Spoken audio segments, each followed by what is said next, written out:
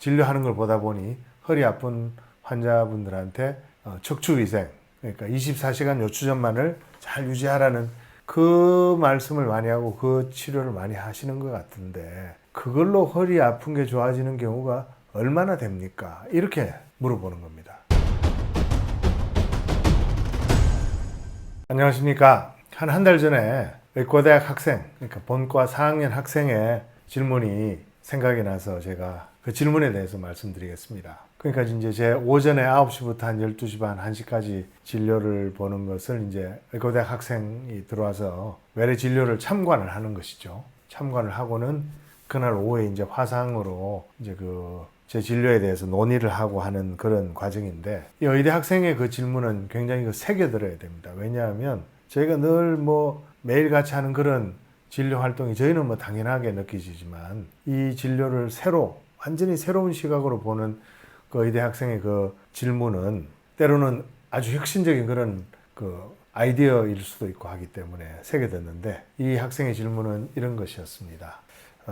진료하는 걸 보다 보니 허리 아픈 환자분들한테 척추위생, 그러니까 24시간 요추전만을 잘 유지하라는 그 말씀을 많이 하고 그 치료를 많이 하시는 것 같은데, 그걸로 허리 아픈 게 좋아지는 경우가 얼마나 됩니까? 이렇게 물어보는 겁니다. 그 말에는 제가 이제 곰곰이 생각해 보면, 이 학생들이 의대 본과 4학년이니까 간이 완전히 손상이 돼서 죽음을 앞둔 환자분들을 뇌사자의 건강한 간을 이식함으로써 생명을 살리는 것도 받고, 또 암이 아주 진행된 그런 분들한테 암세포만 이렇게 죽이는 표적 치료제를 통해서 이제 암을 극복하는 그런 케이스도 봤을 거고 하기 때문에, 이 학생 입장에서는 아마도 요통이라면 굉장히 어려운 질환 중에 하나인데, 그 어려운 질환이 그냥 허리를 펴라 이런 걸로만 과연 좋아질 것이냐, 의구심이 담긴 그런 질문이 아니었나 하는 그런 생각을 합니다. 제 답변은요, 그 사람이 외계인이 아니라면 100% 좋아진다 하는 게 제 답변이었습니다. 그 말은 무슨 말인가 하면, 허리가 아픈 이유 중에 한 95%, 허리가 잠깐 아팠다 좋아지는 사람까지 다 합치면 거의 98% 정도가 수핵이 후방 섬유륜, 뒤쪽 섬유륜을 찢기 때문에 그 찢어진 상처에 염증이 생기고, 그 염증 때문에 허리 통증을 느끼고 허리 주변에 골반이나 회음부나 이런 데 연관통을 느끼는 것이기 때문에, 허리가 아프다는 이야기는 그 후방 섬유륜에 염증이 있다는 이야기입니다. 그 염증이 줄어들면서 염증이 섬유화로 바뀌면서 염증이 흉터로 바뀌면서 손상된 상처가 흉터로 바뀌어서 좋아지게 되는 것이죠. 통증이 없어지는 게 정상적인 생명체라면 당연한 이야기입니다. 척추위생이라는 것은 그 과정에서 흉터로 바뀌어가는, 상처가 흉터로 잘 바뀌어서 안 아프게 되어가는 그 과정에서 그 상처를 다시 찢지만 마시라 하는 게 바로 척추위생이기 때문에 당연히 좋아지죠. 외계인들은 다른 생명체니까 제가 알 수가 없고, 외계인이 아니라면 좋아진다, 그렇게 이야기를 했던 것이죠. 그리고 후방 섬유륜을 찢고 디스크가 탈출이 돼도 탈출이 아주 크지 않고 조금 탈출이 돼서 방사통이 생긴 경우도 척추위생으로 좋아지는 경우가 많습니다. 그렇지만 탈출이 아주 크게 돼가지고 탈출된 덩어리가 근육으로 가는 신경을 꽉 압박을 해서 그 신경이 점점점 약해지면서 다리 힘이 약해지고, 그게 점점 진행하고 돌아올 기미가 보이지 않는다면 그때는 수술해서 신경을 누르고 있는 덩어리를 제거해 주는 게 맞고요. 그럴 때는 척추위생만으로 좋아진다고 볼 수 없지만, 그런 경우는 흔치 않습니다. 또 한 가지 경우는 디스크 탈출이 심하고 그것 때문에 배측 신경절에 염증이 아주 심하게 생긴 분들은 허리를 뒤로 젖히는 것만으로도 염증이 있는 배측 신경절이 잡아 당겨지니까 허리를 펼 수가 없는 거죠. 그럴 때는 척추위생 자체를 못하기 때문에 강력한 소염제를 처방을 하거나 아니면 경막에 스테로이드 주사를 한다든지 하는 그런 소염 치료를 하게 되는 경우입니다. 따라서 그런 경우도 병원에서 치료해야 되는 것이고, 혼자서 하는 척추위생만으로는 해결이 안 되는 그런 경우에 해당됩니다. 그렇지만 허리가 아픈 대부분의 디스크성 통증만 있는 경우라든지 아주 가벼운 방사통이 있는 경우는 척추위생으로 다 좋아집니다. 근데 제가 이제 진료실에서 많이 뵙다 보면 척추위생을 아무리 강조해도 낫지 않는 그런 몇몇 경우들이 있습니다. 그 첫 번째가 외계인인 거죠.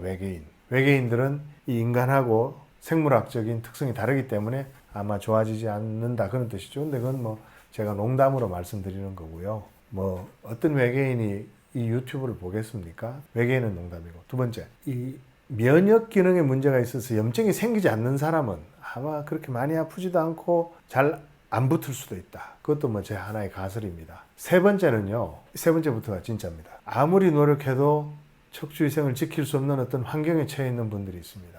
그게 아주 심한 중병을 앓고 있는 배우자를 돌보는 사람이라든지 남편 혹은 부인 혹은 손주를 돌보는 할머니 할아버지들 어쩔 수 없이 허리를 많이 구부려야 되고 하는 그런 일들이 있는 거죠. 또 직업상 제가 기억나는 분은 조선소의 그 큰 배에 그 바닥에 볼트를 계속 박는 분이 계셨는데 보통 뭐 우리가 바닥에서 해야 될 작업을 이렇게 들어 올려서 하라고 제가 척추위생에서 이야기하지만 그 큰 배를 들어 올릴 수도 없고 해서 그런 경우는 참 그 환경 자체가 척추위생을 지킬 수 없게 되는 그런 상황이 되는 거죠. 그런 경우는 예를 들어서 배우자가 아프신 분들은 배우자가 다 나을 때까지 기다리시는 수밖에 없고 또 손주를 키우는 분들은 손주가 클 때까지 기다리시면 되고 또 직업상 척추위생을 지킬 수 없는 분들은 직업을 바꾸는 경우도 봤고요. 혹은 같은 직장 안에서 보직을 바꾸는 경우도 있고 그렇습니다. 그렇게 해결되는 경우가 많고요. 그 다음에 이제 해결이 안 되는 분들은 연세가 많아가지고 근육 힘이 빠지면서 근감소증이라고 그러죠.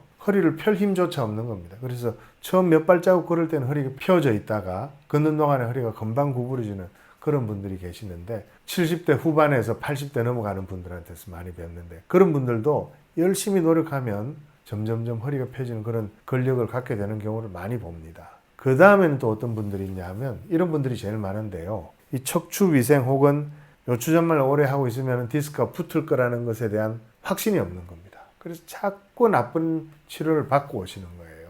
아주 쓸데없는 치료를 많이 받고 오시고 그 쓸데없는 치료 중에는 쓸데만 없는 게 아니라 허리를 점점 더 나쁘게 하는 그런 나쁜 운동들, 나쁜 스트레칭, 나쁜 뭐 허리를 막 이렇게 접고 다리를 꼬고 잡아당기고 하는 그런 걸 많이 하고 오는 분들이 있어서 참으로 가슴이 아픈 그런 상황이 벌어집니다. 그런 경우가 있고요. 그 다음의 경우는 이제 이 척추위생에 대한 이해도가 떨어지는 겁니다. 믿기는 믿는데 척추위생을 잘하면 좋아질 거라고 믿기는 믿는데 이해도가 떨어져서 제 유튜버 뭐 한두 편만 보고는 척추위생에 대해서 다 알았다고 생각하시는 그런 분들이 있는데 큰 오산입니다. 제가 이 유튜브를 만들어서 여러분들께 드리는 큰 이유 중에 하나가 제 책을 읽을 때 그 부분을 좀 더 깊이 있게 이해하시라고 보내드리는 것이고요.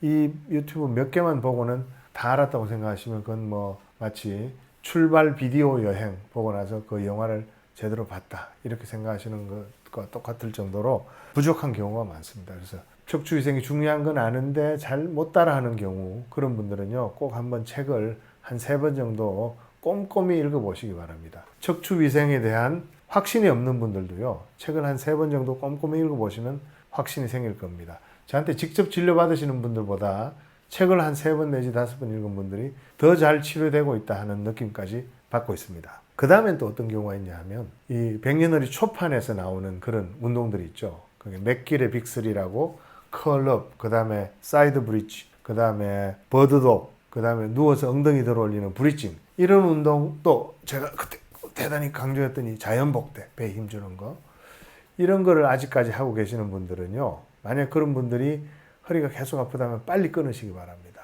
그 운동은 허리가 아주 튼튼해지고 나서 하셔야 되고요. 허리가 디스크성 통증이 오랫동안 가고 심하게 아픈 분들은 그 운동을 끊어야만 좋아집니다. 백년허리 초판에서 말씀드린 운동들이 허리 통증을 지속하는데 역할을 할 수 있다는 걸 제가 알고 나서부터 백년허리 개정판을 꼭 써야 되겠다는 생각을 했던 것이고 백년허리 개정판을 쓰게 된 가장 큰 동기라고 보시면 됩니다. 그래서 그런 운동이 나쁘다는 말씀 제가 여러 번 말씀드렸고요.